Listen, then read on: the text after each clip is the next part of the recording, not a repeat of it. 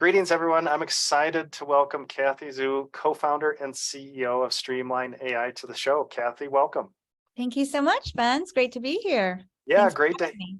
great to have you here. So let's kick this off. Tell us a little bit about your background.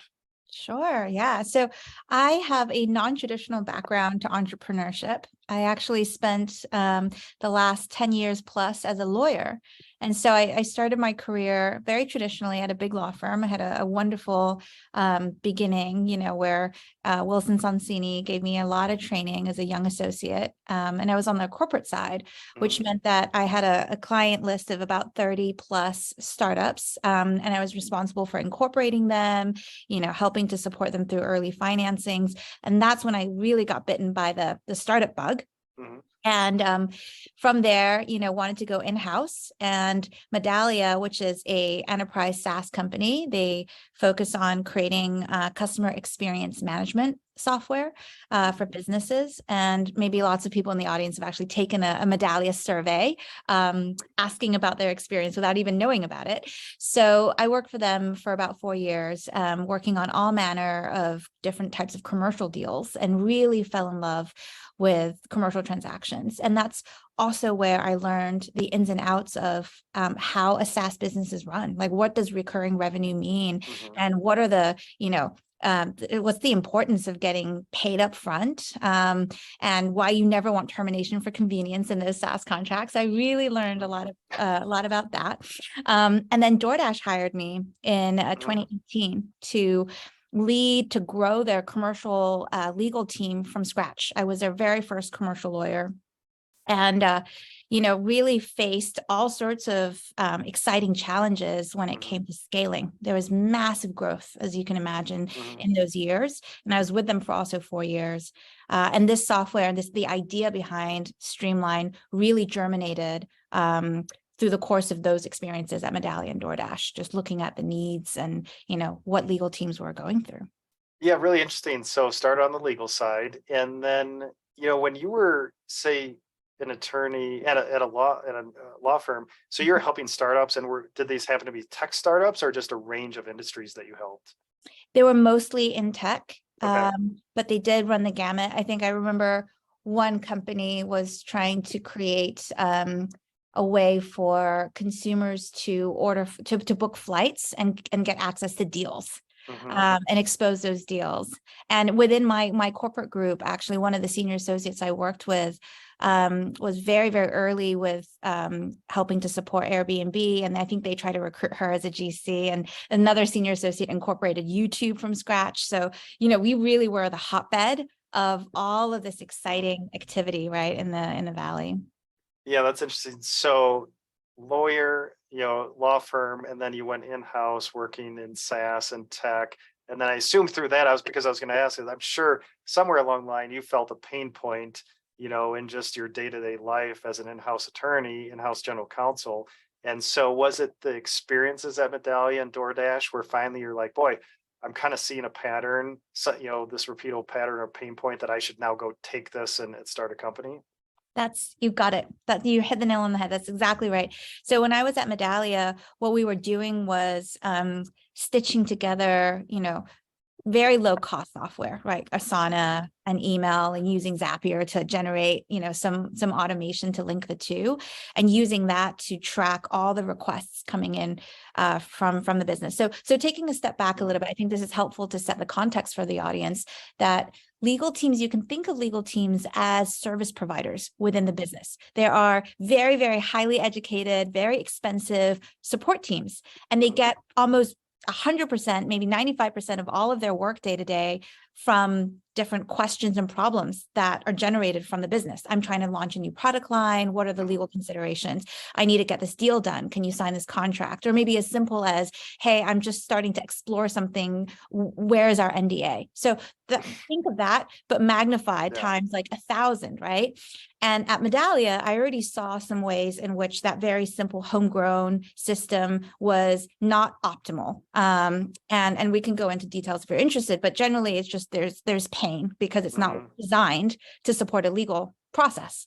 But at DoorDash, imagine that pain a few paper cuts, now magnified to a million times that amplitude, because I'm here, just me, supporting thousands of people at a company where the transaction volume is just not only through the roof, but it's growing, right? It's doubling every single couple of quarters, maybe every quarter. So that pain very quickly became unmanageable.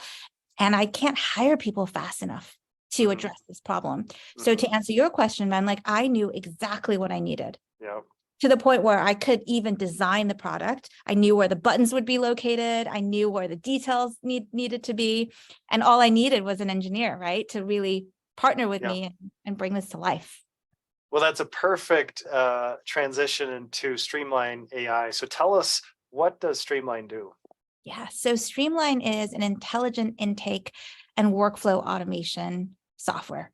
And you can think of it shorthand like a Jira for legal, only much, much easier, more delightful to use because it's been purpose-built for legal teams from day one, unlike a lot of the other generic tools out there for project management or task tracking, right? Streamline helps you to gather requests from all of these different systems, from Slack, from email, from wherever the business could be submitting requests, groups it all together into one place so it's easily searchable.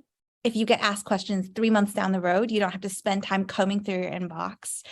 And it has automation built in so that it's handling approvals without you needing to babysit and, shuffle things from step to step.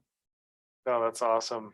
And so purpose-built for legal process, and specifically is the in-house legal teams? That's correct. So corporate legal teams? That's corporate legal teams. Thank you for making that distinction, because law firms just work very, very differently, right? And we've certainly early days just to explore, and who knows, like maybe down the road there could be use cases, but for the immediate future, for quite some time, our focus is going to be on in-house legal and the particular ways in which that's structured and what they do. And you mentioned, so you have, law degree, legal background, and you had the idea, saw the pain point, and then your co-founder. So did you partner then with a technical co-founder to bring this to life? I did. So Julian has over 15 years of experience as a software engineer, as well as a product lead. He spent over 5 years at Google working on various different programs, including helping to lead and build an internal learning program that had over 100,000 users.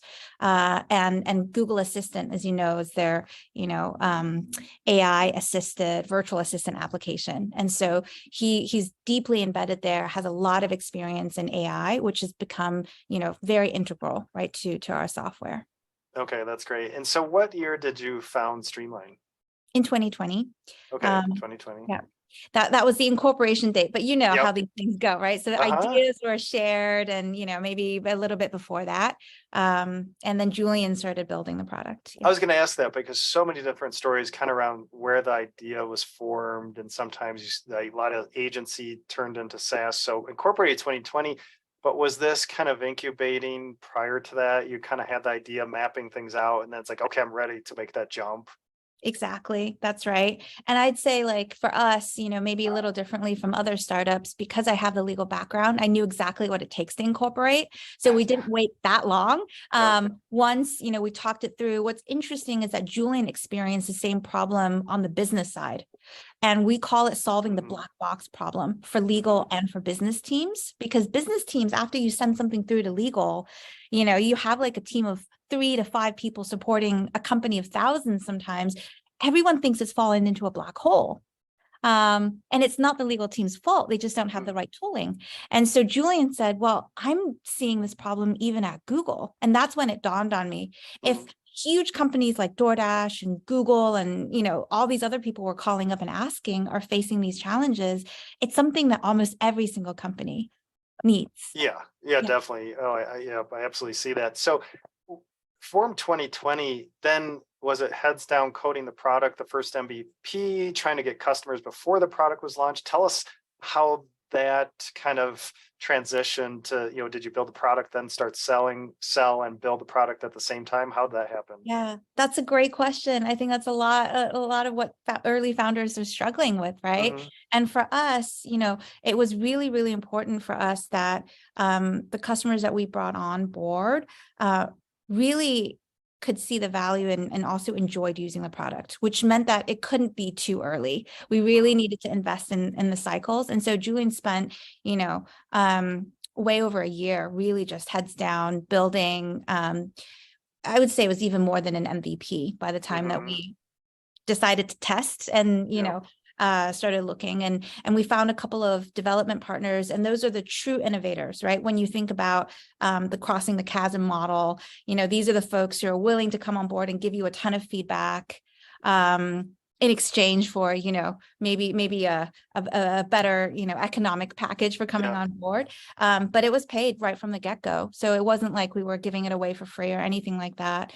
And we iterated and made it better. So for about 3 to 4 months, it was just, building out the new functionality that the customers needed. And then we knew, that we could go out more broadly to the market. Okay, so really interesting. So about a year heads down building the first MVP, but like you said, a little bit more than MVP to get it right. Found some early adopters, got them on right away, paid, but then it sounded like you got a lot of feedback from those early adopters and then iterated on V 1.0.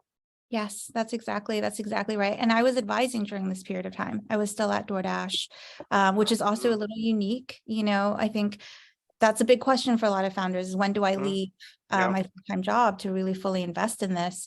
And for me, it was enough on the weekends and, in the evenings. I joke, because I don't have kids, that this really was my baby. And it's probably about the amount of time someone spends, right?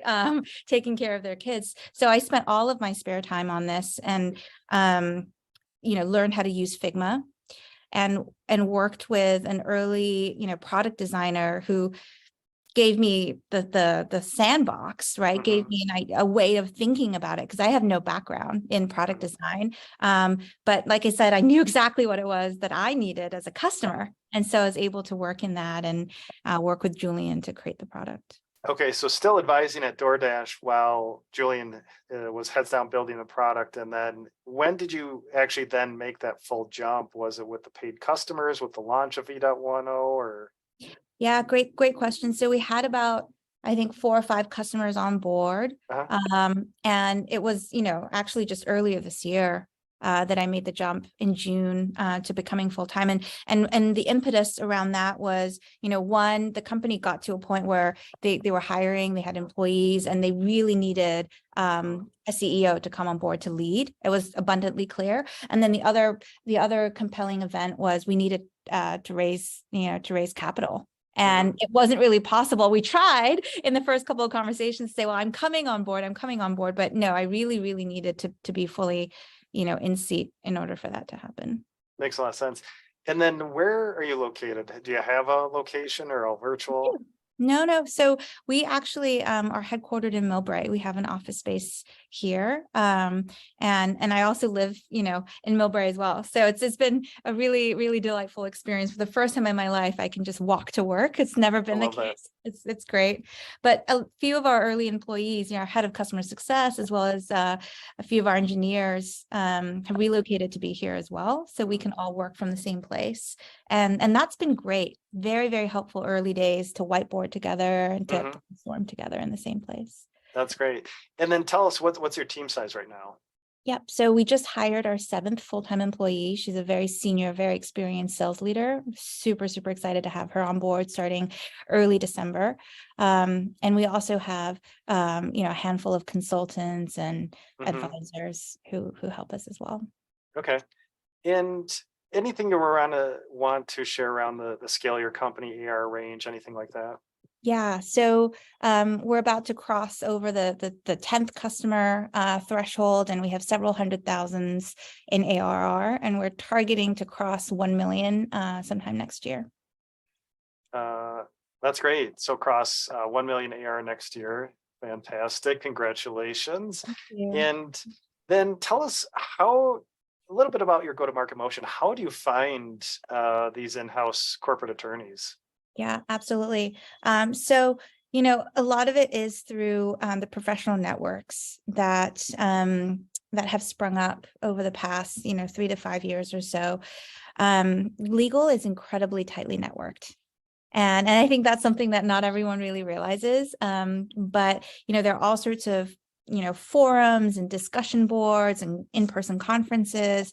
And so it's really, word of mouth through that. Sometimes someone's asking a question around, oh, what else are you doing for intake? Is anyone, doing anything? And people hear about us there. And then recently we've had 2 news articles that have generated a lot of buzz. We've been very, very fortunate. The Wall Street Journal ran an article and quoted us in that. And then there was another article published in ALM, which is one of the largest legal publications. They have a website called law.com. And they formally announced their fundraising there. So that generated, quite a bit of inbound activity as well. Okay, so sounds like now, and you just hired a sales leader, you said, but sounds like through just network effects, through these legal networks, conferences, word of mouth to land these, first handful of customers then. Yeah, exactly. And I think next year we'll invest more in in an outbound strategy. But I do think we need to be a little bit different and more creative these days, because we're all receiving hundreds of, cold outreach emails. So it's about finding the personal message, right, that really resonates with people. Yeah, definitely. And then how much capital have you raised today? So it looks like you just raised a $3 million seed round. Is that total capital to date now? Total capital. That's exactly right. We were completely bootstrapped up to then. Okay. And then, great, segue into this next question. Then what did you see? What were those triggers that said it's time to raise some capital? Did you see something, some product market fit, something that said, I think it's the right time to raise some money and now invest this in the business? Yeah, exactly. All of that, right? I mean, we had paying customers and customers who were deeply engaged with the product. It wasn't just, using it a little bit here or there. They were running, their multiple different streams of legal requests, or all of it through our platform. We had about 100K in ARR. And, we also saw that the market was starting to change. And it was important to really double down our efforts. Although what was really interesting was, I think once the market shifted and changed, that's when we actually started getting even more interest from investors. Because I think investors were realizing that they needed to look for businesses in traditionally underserved areas. And what I joke is that the unsexy has become the new sexy, because people are becoming more conservative. And so we were actually oversubscribed, and there was a lot of interest. And I think it's because we demonstrated we had that early product market fit, right? Customers loved using the product. They were talking to other people about it. They were referenceable, and we were generating real dollars. In the legal niche, I mean, it seems like you hear about, say, the general blanket, like attorneys slow to adopt. I mean, what do you see? You're an attorney, are they willing to adopt new technology? Does it depend? It's like, is this a law firm? Is it in-house corporate counsel? What do you see as far as adoption? Yeah, I think that legal teams are starting to realize that they need to change and they need to do something different, right? Especially with the economy changing. I think that's just shining a light on a problem that already existed, but now it's even more exacerbated because you can't just throw bodies at the problem. Headcount is literally getting frozen. And so, and the volume of work, that's not going anywhere. So unless you want to lose the people on your team that you have today, you need to look for automation, right? And ways in which to, free up the super expensive time, right, that you have on your team, and have them actually solving the big problems rather than figuring out how to serve an NDA for the 100th time to the person who's asking for it because they're new to the company. They don't know what's going on. So to answer your question, I think historically legal really were tech laggards because, they were mistrustful. They think about things in terms of risk, but things are really, really changing. And this new, this new group of professionals have actually come into being. And then they're called legal operations professionals. That didn't even exist over 7 years ago, frankly. Right. So now you have people who all they do all day long is evaluate software, create processes, help legal teams to work more efficiently. Interesting. In legal operations professionals, and that makeup can be attorneys and non-attorneys then, as just kind of that in-house legal team? That's exactly right. Okay. A lot of them are actually non-attorneys. They find their way, maybe previously they were business analysts, maybe they were Mhm. contract managers, and they had to implement tools to help contract management and then broaden their scope to looking at other, areas of operations within legal. And sometimes you also find, lawyers like myself. So when I was at DoorDash, I was leading commercial legal, but there was such a operations process building software component to what I did that I advocated for the creation of a legal operations function, which still exists today. Mhm. And so, this is happening across the board. Yeah. Lots of general counsels are hiring legal ops as their second hire or third hire because they realize it's so important. Yeah, it makes a lot of sense. And so just having gone through a fundraising process or raising 3 million seed, anything you want to share, any lessons learned, that you'd like to share to other founders or other founders going through the fundraising process right now? Definitely. Yeah. So one of the biggest lessons learned is really watching to see where the investors are getting tripped up when you're going through your deck. Because it may not be obvious. You may spend so much time creating what you think is the perfect deck, and you keep running into the same question that the investors are asking you. And maybe it's about competition, maybe it's about go-to-market, maybe it's traction, and you're showing them something, but it's not telling the story in the way that they can digest and understand. Mhm. Like, it makes sense in your mind, but it's somehow. So what we found is we needed to actually build 2 more slides out when we talked about an adjacent space. It wasn't competitive. It's an adjacent space, which is the contract management space. It's a Mhm. very, very mature category. Mhm. Tons and tons of existing, companies already in that space, and all the investors were concerned about, are you going to run into a headlong, like, conflict with them? Are they going to Mhm. subsume you somehow? And we had a perfectly clear story in our minds, but it wasn't coming across with our Yeah. first version, right? Once we built out the additional slides, all of a sudden completely unblocked, everyone got it. So I really, really recommend that to founders, is to figure that out. And then the other part that I've heard too is it is really important in this climate to demonstrate some level of traction. Otherwise, it's just very difficult, right? Because Mhm. investors are becoming more conservative for them to put money into your business. Why is this going to work? Mhm. Okay, I love that. I love that. So yeah, if you see kind of eyes glazing over, they're just confused. Maybe you need to tweak the pitch deck, add a couple more slides to get through that. So love that. So really appreciate your time today, Kathy. And as we wrap up, what's next for your company? What's coming up that's exciting? Yeah, I think, 3 things. One is keep coming out with new features that delight our customers. We recently released a Slack integration as well as an Ironclad integration, and people's eyes just light up when they hear Mhm. that, 'cause it really makes a difference. The second is growing our customer footprint and keep bringing on the right folks to partner with, those early adopters, people who are super energized and excited, right, about partnering with a startup. And then the third is building awareness around intake and request management as a pretty new category. People have this pain, but it's about educating people and thinking like, this is an actual category. There are companies out there like Streamline, designed to solve this problem.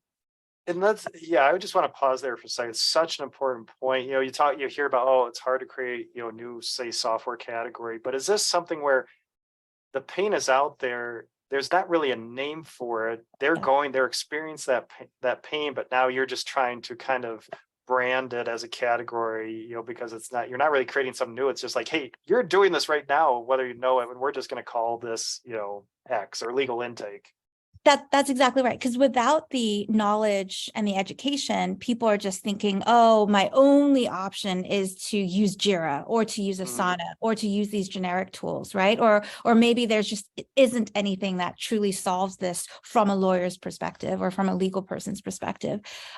So absolutely, Ben, it's building that level of awareness. Mhm. Just for the existing problem. And the other component too is having people be aware that this is a fundamental problem they need to solve first or very, very early. It's not something you shelve while Yeah. you focus on all these other things because it's structural. It's foundational to how you grow a healthy team that can then support scale, how you can hire people in the right areas, right? And plan. Yeah, I love that foundation framework, which I teach a lot of my SaaS metrics courses of building that foundation first, and then we can progress from there. So it makes a lot of sense. So Kathy, really appreciate your time today, sharing your story, your background, and and a little bit about Streamline. And then if listeners would like to learn more, where should we point them online? Yep, www.streamline.ai. So very easy to remember. It's just our company name. And they can also find me on LinkedIn as well, Kathy Zhu, ZHU. Perfect. Well, go to streamline.ai to learn a little bit more about Kathy and her company. And Kathy, again, appreciate you sharing your story today. Yeah, thank you so much, Ben. It's been delightful.